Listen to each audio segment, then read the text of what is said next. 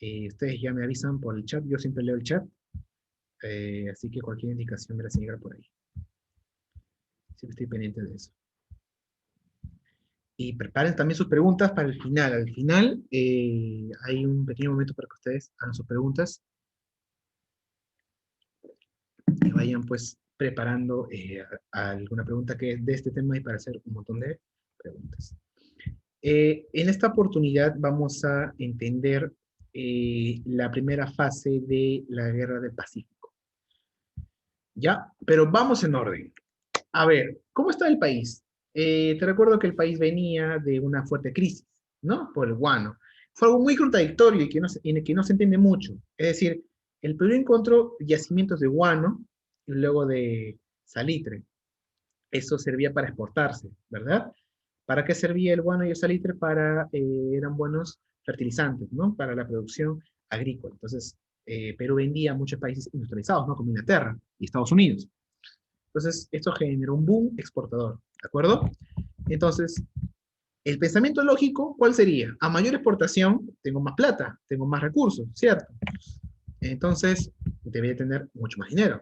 Pero fue tan mala la administración de ese momento que, eh, bueno, durante la época del boom exportador, en vez de acrecentar las ganancias del Estado peruano, se perdió mucho dinero y se malgastó mucho dinero. Porque ya lo hemos explicado antes, ¿no? Ese dinero se utilizó para construir líneas de ferrocarriles infladas que después no se terminaron, para pagar la deuda interna, para pagarles a las supuestas personas que habían colaborado con la independencia, que tú en esa época de repente tú ni habías nacido y ponías en un papel, yo colaboré con San Martín y le di 2 caballos. Y falsificabas una firma y le entregabas al Estado y el Estado te pagaba. Entonces mucha gente aprovechó ese vacío legal y mucha gente iba al Estado y recibía plata cuando no había pues colaborado en nada, ¿no? Y eso es algo pues terrible, ¿no? Que es corrupción de parte ya de los ciudadanos, no es de parte del gobierno. Entonces uno siempre se tiene que, y esto nos deja como lección lo siguiente, ¿no? Que uno cuando reclame a otro que está está en un cargo, ¿verdad? Sobre nosotros, tú criticas pues desde el ejemplo, ¿no? Uno tiene que criticar desde el ejemplo, ¿no? Si yo sé que yo soy corrupto, ¿cómo voy a criticar a otro por ser corrupto? Los que critican a otros corruptos y son corruptos solamente quieren estar en su lugar, ¿no? Y uno tiene que tener esa convicción de decir, no, yo voy a hacer el cambio y yo no quiero ser corrupto, no me interesa esto. Ahí sí tú criticas, ¿no? Pero mucha gente en Perú critica a otros corruptos cuando ellos también son corruptos, ¿no? Ellos también, como están en una cola, se pasan, eh, se, se ponen adelante de la fila, no respetan a los sitios para los discapacitados, para las madres, o están o están para recibir algún bono, o, por ejemplo, ¿no? Si fuera de repente para recibir el bono y tú tienes que poner algunos datos, mucha gente de repente con mucha mala educación pondría, no, si yo no tengo casa, yo no tengo nada para recibir un bono, ¿no? Cuando en realidad tiene algo. Entonces, hay que tener en cuenta esto, ¿no? Que cuando uno va a reclamar algo de otro y sabe que el otro es corrupto, tú tienes que hacerte pues una autopercepción, ¿no? Eso se llama el mea culpa. O no mires la paja en el ojo ajeno, ¿no? Bueno, la cuestión es que el Perú está en crisis, ¿no? Eso ya todos lo sabemos por lo bueno. ¿Qué pasó después? Hubo un incidente en los años 60, en los años 1860, en el 62. España tuvo un conflicto acá en el Perú con las islas de Chincha, las islas guaneras. España trajo unos buques y supuestamente los cercó a las islas y quiso que el Perú reconociera una multa porque supuestamente hasta el año 60 el Perú no había pagado las deudas de la independencia. Así que España aprovechó un asesinato de un peón español, un inmigrante vasco en el norte del Perú, y España cerró las islas, ¿no? Bloqueó las islas y empezó una guerra entre España y Perú, una guerra muy corta. Te estoy hablando del año 62, ¿no? Antes de la guerra con Chile, o la guerra del Pacífico, ¿de acuerdo? Entonces el Perú se unió con Chile, con Ecuador, y vencimos en el combate de 2 de mayo los españoles, y los españoles se regresaron a España. Eso era la situación inicial. ¿De acuerdo? Perú se había formado bien, se había armado bien con Ecuador, con Bolivia, que en esa época Bolivia tenía mar, y Chile. Habíamos sido como una alianza. ¿De acuerdo? Terminó la guerra y el Perú siguió con su economía de exportadora del guano. Se incrementó la crisis, se incrementó la crisis, y, y esto continuó hasta la época de primer civilismo, donde nos quedamos en la clase anterior. Ese era el antecedente, los antecedentes, ¿no? Lo que pasaba en el país. Mientras tanto, mientras el Perú se aliaba para luchar contra España y España se fue, mientras el Perú exportaba guano, ¿qué pasaba mientras tanto? Chile y Bolivia tenían muchos conflictos entre esos dos países.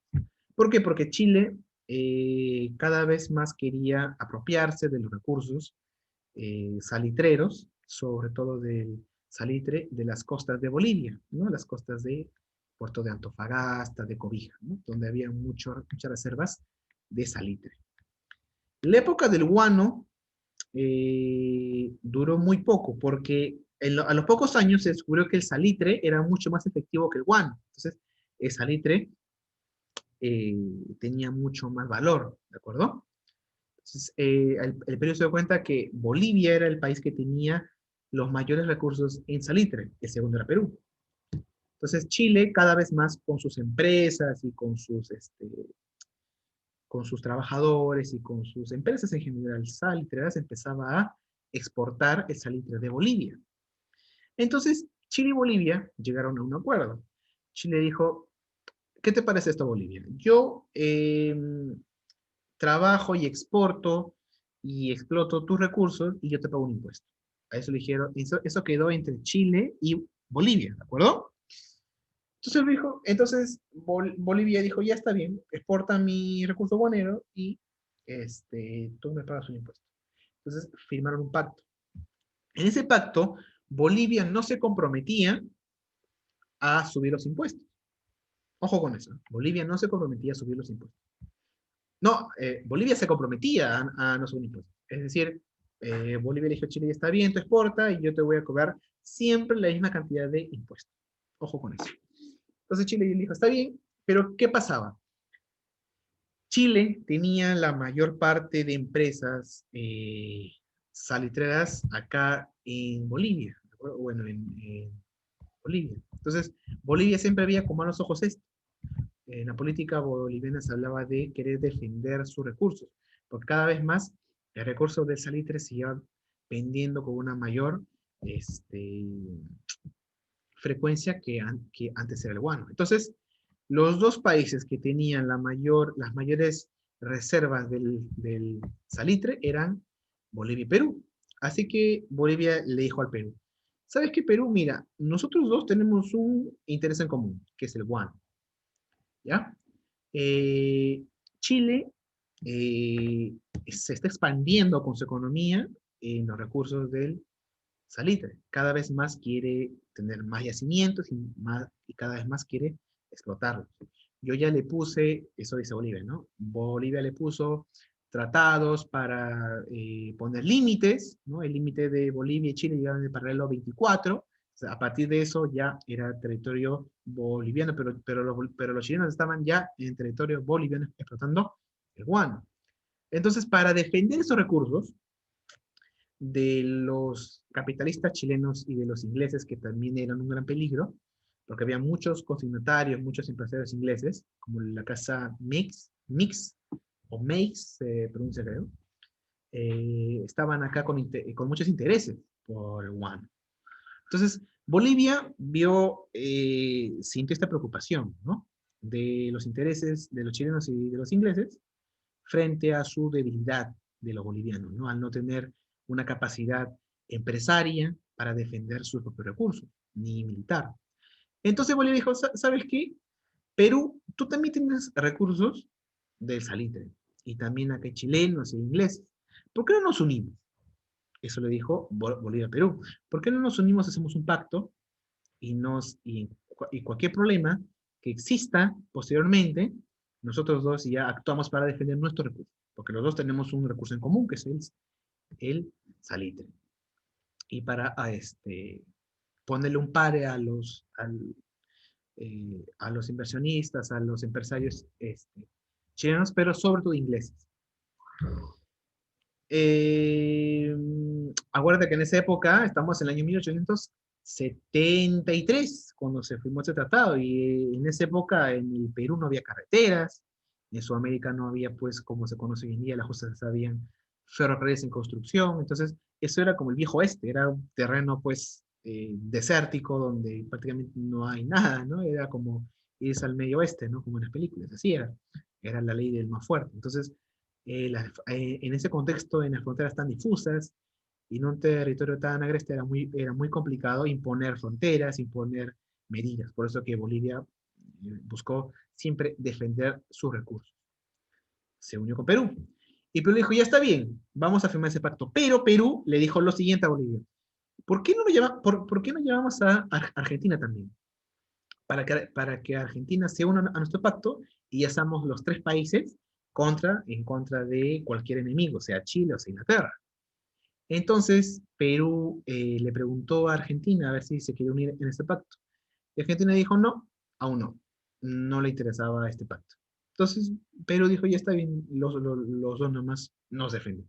Y se firmó el pacto en el año 73, 1873, en el gobierno de Manuel Pardo, ¿no? Como ya lo hemos explicado la clase anterior. Ese fue el inicio de muchos problemas, ¿de acuerdo? ¿Por qué? Porque ya se venía dando muchas causas, muchos indicios de que Chile quería apropiarse de los recursos saliteros de Bolivia, ¿de acuerdo? De Bolivia, ojo, de Bolivia. Pero acá no tiene mucho que ver. ¿Por qué? Porque Perú se encontraba en su propia crisis, no veía tanta importancia en aliarse militarmente con Bolivia ni nada de eso. Para ellos lo importante era su economía, que tratar de recuperar nuestra economía. Entonces, ¿cuáles son las causas para que luego se desarrolle esta guerra que va a venir en estos años? A ver, la causa más importante es la economía, ¿de acuerdo? Chile va a querer expropiarse de la economía salitrera, ¿de acuerdo? De Bolivia. Cada vez más Chile va a querer apropiarse de esos terrenos baldíos que tiene Bolivia en la costa. Y Chile quiere controlar la economía del guano y del salitre, ¿de acuerdo? Chile quiere ser el protagonista de ese recurso, ¿de acuerdo? Porque veía ahí una gran oportunidad, porque era un gran terreno en el norte, en la costa norte, que estaba muy poco poblado y donde las fronteras eran difusas. Entonces Chile en la práctica iba avanzando en ese territorio, ¿no? Con sus empresas. Entonces veía con buenos ojos expandirse por el norte y controlar sobre todo la economía del salitre y del guano. Aparte de eso, Chile quiere tener el control de eso. ¿Cómo? Expropiándose de los terrenos saliteros de Bolivia. Y otra causa, pues que ya más que causa fue como un pretexto, el tratado secreto entre Perú y Bolivia, ¿no? Que Chile se enteró, o sea, de secreto, no tenía nada, porque Chile se enteró rápidamente que, que Perú y Bolivia tenían un pacto secreto, ¿no? Firmado en el año 73. ¿Qué va a pasar, no? Chile le impone sus medidas, sus fronteras, pero Chile cada vez más va a expandirse con sus empresas, ¿verdad? Ahora, hay un punto clave. ¿Qué va a pasar? En el año 78 se va a originar un pretexto para que Chile diga, no, ahora sí ya empieza la guerra. ¿Qué va a pasar? En el año 1878, ¿qué pasará? Ya, chicos, correcto. Yo leo todos los chats, ¿sí? Así que escríbanme en cualquier momento. Yo siempre estoy atento al chat. Ya, entonces, ¿qué va a pasar? Hay un punto clave. Eh, Bolivia se da cuenta de que Chile cada vez más no está respetando las fronteras que se le impone, cada vez más expropia más recursos de lo que se les permite en el territorio de Bolivia, así que Bolivia actúa y le dice, eh, Chile, hazme caso y respeta lo que yo te digo y lo que yo te pongo. Si no, te voy a subir los impuestos a la exportación del salitre. Chile no le hace caso. Chile ignora y sigue sin seguir los límites ni los pactos que tiene con Bolivia. Porque para Chile y los pactos ya estaban firmados. Así que Bolivia, autoritariamente, ¿no? Eso es algo que siempre se le juzga al gobierno de Bolivia. El presidente Hilarión Daza, en ese momento presidente de Bolivia, le sube el impuesto en 10 centavos a la exportación de guano. Por cada quintal, por cada cierta cantidad de costales de guano, le sube el impuesto 10 centavos. Entonces Chile le dice al gobierno de Bolivia, espera un momento, creo que tenemos un pacto firmado hace mucho tiempo en donde tú te comprometías a no subir los impuestos. ¿Y Chile qué le dice a Bolivia? No te voy a pagar. ¿Y Bolivia qué le dice? Ah, ¿no me vas a pagar? Perfecto. Entonces Bolivia toma acciones y Bolivia expropia y toma posesión de las empresas y de los yacimientos del salitre que tenían pues contrato con las empresas chilenas. En realidad eran sus recursos, solamente que tenían contratos con empresas de Chile. Así que ese fue el conflicto, ese fue el punto más álgido donde Chile se cansa y dice, ya saben qué, vamos a elaborar nuestro plan. Entonces Chile veía con buenos ojos iniciar una guerra contra Bolivia. Entonces Chile, en el año 79, en abril, le declara la guerra a Bolivia, ¿de acuerdo? Por esta subida de impuestos, en 10 centavos. Por eso que esta guerra que declara Chile a Bolivia también se le conoce como la guerra de los 10 centavos, porque por este impuesto fue el pretexto para iniciar esta guerra. Ahora, ¿qué tiene que ver el Perú con todo esto? ¿No? Porque el problema acá es Chile con Bolivia, ¿no? Por los problemas que habían con el salitre y luego con los impuestos. ¿Qué pasa? Chile le declara la guerra a Bolivia. Dice, Bolivia, ya estamos en guerra. Prepárate porque estamos en guerra. Y luego se entera de que Perú tiene un pacto secreto con Bolivia. Y Chile se da cuenta de eso. Y dice, Perú también te quiere meter esto. Ya, también te declaró la guerra. Y Perú dice, pero ¿yo en qué momento? Perú estaba en otro tema. Perú estaba viendo cómo hacer para salir de su crisis económica. Y Perú se ve inmerso y se mete a la fuerza de esta guerra. Es algo muy tragicómico, ¿no? Es como que yo te expliqué la clase pasada, ¿no? Es como que dos se están peleando en un cuarto, se están agarrando golpes, y al que le golpean mira a su alrededor y se da cuenta que está ahí uno caminando y dice, tú también quieres pelear, ¿no? Ya ven acá. No tiene nada, no tiene nada que ver el Perú ahí. El Perú fue obligado a esta guerra por este pacto. Perú tampoco quería, porque Perú quería hacer un pacto con Argentina y Argentina le dijo que no. Y Perú no tenía condiciones las más mínimas para empezar una guerra, ¿de acuerdo? ¿Por qué? Porque Perú estaba en una crisis. Es como que lo que yo te explicaba en la clase anterior. Perú estaba en una fuerte crisis, como la que estamos ahora. Y es como que, para que tú te hagas una idea, es como si ahora el Perú iniciara este año una guerra con cualquier país vecino. Entonces sería algo inconcebible. No hay economía, estamos en una fuerte crisis, estamos en recesión, y todo Sudamérica está ahorita en crisis, ¿no? Ahora, ¿cómo vas a pensar en iniciar una guerra?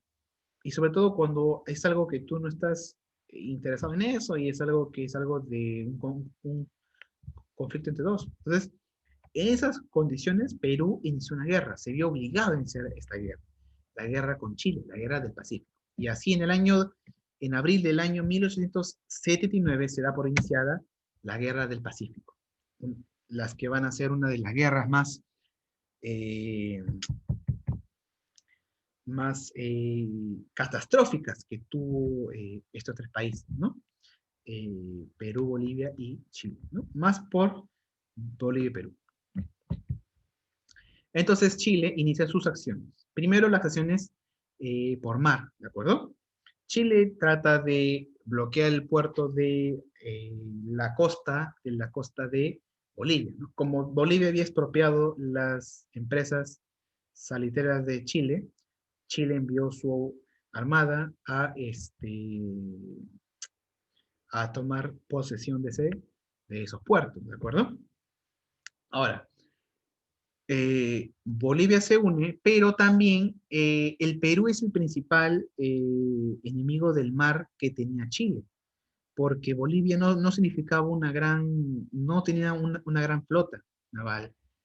En el año 62 al 66, estábamos en la guerra contra España, Bolivia solamente tenía un barco, y ese barco estaba en el Titicaca, y de ahí no salía. Entonces Bolivia tenía una fuerte crisis también en el armamento militar. El único que le podía hacer frente era Perú, pero Perú también estaba en crisis. Y como te recuerdo, en el gobierno de Pardo había reducido el gasto militar. No teníamos una flota importante. Es más, acá yo tengo el dato de con qué iba la escuadra chilena y con qué iba la escuadra peruana. ¿Con qué contaba Perú? Mira, contaba con una fragata, ¿de acuerdo? Como lo que vemos aquí en imagen. Una fragata es una especie de embarcación que no llega a ser acorazado. En esta época, lo máximo, es decir, un buque, lo máximo de tecnología en esta época eran los acorazados. Era, para que te hagas una idea, lo mismo que ahora sería pues un portaaviones, ¿no? Actualmente el barco más importante de guerra en la actualidad son los portaaviones, ¿no? Estados Unidos tiene como no sé cuántos portaaviones, ¿no? Y son bombarderos y cañones, ya con misiles, ¿no? En esta época, lo máximo que tiene un país son los acorazados. Perú no tiene un acorazado. Inglaterra tiene varios, Inglaterra es la máxima potencia mundial, pero Perú no tiene ni uno, tiene solamente una fragata. ¿Cómo se llama? La fragata se llama la Independencia, que era nuestro mejor barco, porque era el mayor y el mayor embarcación preparada para la guerra. Es decir, estaba en el nivel de la época, de la tecnología de la época, estaba el acorazado. Y segundo estaba la fragata. Perú no tenía un acorazado, tenía una fragata, es decir, lo que estaba eh, debajo en categoría tecnológica. ¿Qué más tenía Perú? Perú tenía corbetas, que era una especie de embarcación menor a una fragata. Y tenía monitores. Un monitor es, el mismo nombre lo dice, un monitor es una embarcación que está para monitorear al barco más grande, ¿no? Esta que tiene que secundar al barco mayor. Tenía tres monitores, el Huáscar, el Manco Cápac y el Atahualpa, ¿no? Tres monitores. Y tenía pues algunos transportes y menores y ya. Con eso iba Perú a la guerra, es lo que tenía. Te recuerdo que Perú está en una fuerte crisis, ¿no? Fue la guerra prácticamente por cumplir, ¿no? A la fuerza fue la guerra, por la desesperación, porque se dio cuenta que si dejaba esto, Chile podía hacer lo que él quería, así que por lo menos vamos a defender con lo que tenemos, ¿no? A pesar que estamos en guerra. ¿Con qué iba Chile? Chile sí tenía acorazados, el Cochrane y el Blanco Encalada. Tenía buques, ¿no? El Esmeralda, el Covadonga, el Magallanes y el Abdao. Chile ya se venía preparando desde hace muchos años para esta guerra. Perú no, Perú solamente quería mejorar su economía, nada más. ¿Te das cuenta? El jefe era Williams Rebolledo y el jefe de la Marina Peruana era el general, no, el almirante Miguel Grau Seminario, el Pigrán, ¿verdad? En esas condiciones estamos en la guerra, ¿te das cuenta? Es como si un país va con un tanque y tú vas pues con un carro de guerra, ¿no? Con un bus con armas, algo así, ¿no? Un nivel muy distinto. Y Bolivia ni siquiera tenía barcos importantes, ¿no? Fue un caos. Entonces Chile simplemente tomó acciones. El primer combate en este momento es el combate de Chipana o de Loa, que se libra pues en territorio boliviano. Actualmente es territorio chileno. Eh, ahí se libra por primera vez un enfrentamiento entre las fuerzas de Chile y las fuerzas de Bolivia, ¿de acuerdo? Pero el combate más importante es el combate de Iquique, ¿de acuerdo? Que es en una parte de la costa del norte de Chile actualmente. En esta época, Iquique le pertenecía pues al Perú. Es decir, Chile ya había tomado parte de una manera muy rápida con todo el departamento del litoral de Bolivia. Es decir, Chile, en meses, ya le quitó el mar a Bolivia. Chile ya tenía el control del departamento del litoral, así se llamaba, el departamento del litoral, que tenía pues el puerto de Cobija y Antofagasta. Entonces, Chile tomó posesión de ese departamento y se lo quedó. Hasta el día de hoy, ese departamento es el departamento de Atacama, creo que es de la República de Chile, que era la única salida al mar que tenía Bolivia. En meses, Bolivia perdió el mar. Es por eso que acá vemos la irresponsabilidad de parte de Bolivia, no fue un error de los bolivianos, de caer la guerra a Chile, o bueno, hacer todo lo posible para que Chile te declare la guerra cuando tú sabes que tú no estás preparado en el caso de Bolivia, ¿no? Pero Perú seguía defendiendo. Ahora ya no estaba en territorio boliviano, estaba en territorio peruano. Iquique era del Perú en este momento. ¿Qué pasa? El general, el almirante, me confundo, el almirante Miguel Grau Seminario estaba al mando del monitor Huáscar. Y él fue prácticamente el que dirigió toda la campaña. Fue a Iquique a enfrentarse con el buque La Esmeralda. Y eso es algo muy curioso.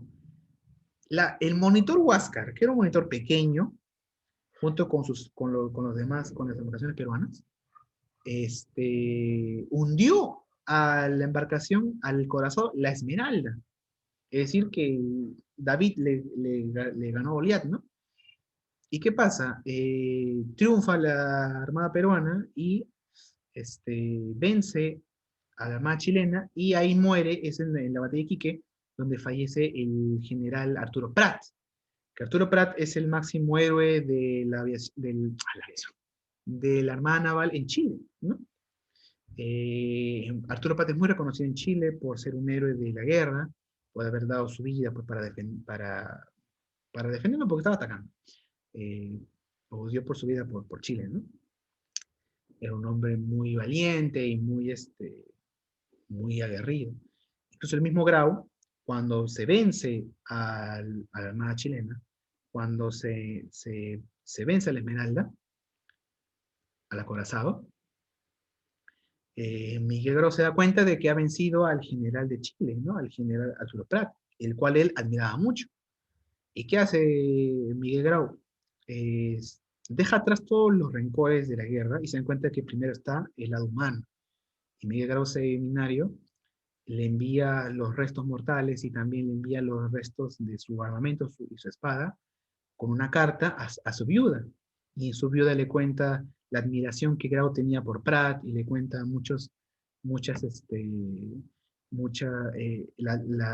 admiración que él tenía por Prat y lo reconoce como un valiente y como un patriota y que fue un honor haber luchado con él. Ahí se empezó a ganar Grau el apelativo de Caballero de los Mares, porque él no le importaba que fuese su enemigo, nada, él veía el lado humano. Se da cuenta que lo que hizo fue algo muy doloroso para sus familiares y le envió cartas a su viuda. Y no solamente se quedó con eso, cuando venció el buque La Esmeralda, recogió a los náufragos y les dijo, ya hemos vencido en la batalla, ya para qué vamos a matarlos. Lo recogió a los náufragos chilenos, los subió a la embarcación peruana y les dio alimento y les dio cobijo. Los mismos soldados chilenos reconocían esta gratitud de Grau y le decían, arriba el caballero de los mares, viva el Perú. Porque se dan cuenta que era gente común y corriente, eran personas más allá de la guerra. De lo que la guerra era por intereses solamente económicos, pero más allá de eso somos seres humanos. Entonces, ese grado de humanidad que estaba por encima de todos los conflictos militares es algo único en la historia del mundo, creo yo. Por eso que en el mundo se le reconoce pues, a Miguel Grau con un alto grado de humanidad. Luego, ¿qué pasa? Huáscar libra un montón de cosas. Huáscar, siendo una embarcación mucho más pequeña, se enfrenta a muchos acorazados chilenos, a las fragatas chilenas, ¿de acuerdo? A los buques. El Huáscar se enfrenta contra el Covadonga y contra el Blanco Encalada, ¿de acuerdo? Y en el combate de Angamos, es donde ya no puede más, ¿de acuerdo? Le había causado muchos problemas el Huáscar a la armada chilena. Es decir, un barquito pequeño, ¿no? Le había hecho frente a buques, ¿verdad? ¿Por qué? Porque Grau aprovechaba, era muy inteligente, aprovechaba su condición de ser más pequeño, de ser un buque más pequeño, eh, porque tenía más capacidad de maniobra. Aquí vemos una imagen. El Huáscar, aquí está en imagen, es un buque pequeñísimo, en comparación con un buque de Chile, ¿verdad? Y este buque de aquí le hizo frente este monitor de aquí le hizo frente a muchos buques chilenos. Los enfrentó hasta los venció. Es decir, que tú con un monitor venzas a acorazados, es como decir que tú con un cañón venzas a un tanque de guerra, ¿no? Algo así, por su habilidad de maniobra, por su habilidad de táctica. Y tú me dirás, pero profe, el Perú no tenía una fragata, que era lo más importante. ¿Qué pasó con la fragata La Independencia? Se quedó varado en la costa, no tenía mapas y se quedó ahí y se desutilizó. Se entró no se podía utilizar por problemas técnicos. Y Perú, el primer día prácticamente de la guerra, perdió a su mejor buque. A pesar de todo esto, a pesar de que estábamos en crisis económica, a pesar de que no había dinero, a pesar de que perdimos nuestro mejor buque, Grau dijo, no hay problema, yo solito me enfrento ante todos.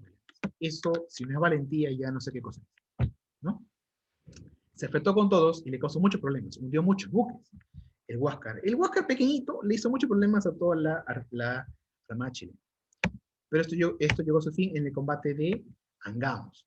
A este periodo donde Huáscar se enfrenta a muchos buques se le conoce como las corridas de Huáscar. ¿De En el combate de Angamos se le cerca a la Armada Peruana, a los monitores Huáscar, porque ya el monitor Huáscar estaba de regreso para el Perú. ¿De acuerdo? Había, tenía muchos recursos que había ganado en los combates. Entonces ya estaba regresándose al Perú. Pero ahí en el camino es interceptado en la punta de Angamos, ¿no? Lo que actualmente es Antofagasta. Y ahí es interceptado y es bombardeado. Y una granada pues cae a Monitor Huáscar y fallece automáticamente, pues se genera el almirante Miguel Grau. Asume Elías Aguirre, pero no puede contener la fuerza chilena y finalmente es vencido. Y Chile se hizo con el poder del mar. Y a partir de ese momento ya nació una leyenda, ¿no?